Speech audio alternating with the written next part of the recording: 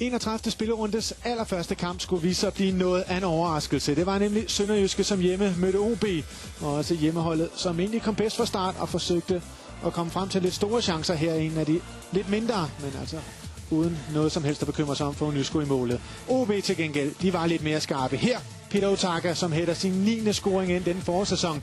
Dermed er han altså også delt topscorer bare i foråret sammen med Frank Christensen, men sikker OB føringsmål her, og så var det som om, at OB bare skulle spacere den her hjem, og det virkede faktisk også lidt sådan på OB-spillerne, mens Sønderjyske, ja, de havde helt andre tanker.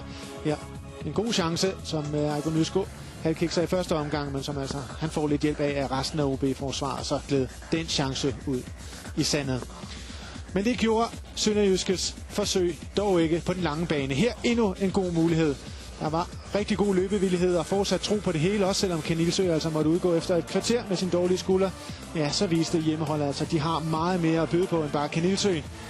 Det er lidt kludermor inde i feltet, og uden at det altså resulterede i det helt store, ja, så viste Sønderjyske ligesom, at de var farlige på dødboldene og på alt, hvad der blev smækket ind i feltet, og at mulighederne måske sagtens kunne omsættes til scoringer senere i kampen. Vi har endnu et forsøg efter en dødbold her, men igen altså ny god redning af Ejgo Nysko.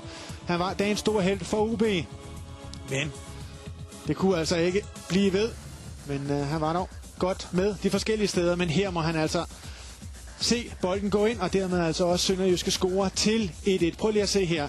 Det er Sølvi Ottesen, anføreren, der er gået med frem til allersidst. De kastede det hele frem hjemmeholdet, og Østlig får lige vippet den videre til ham der, og så flot afslutning og flot point, ikke mindst altså til Sønderjyske og Carsten Brugs tropper, som dermed altså måske nu yderligere ser ud til at kunne have gode chancer for at overleve i SAS-ligaen. OB til gengæld, de må sige farvel til guldet.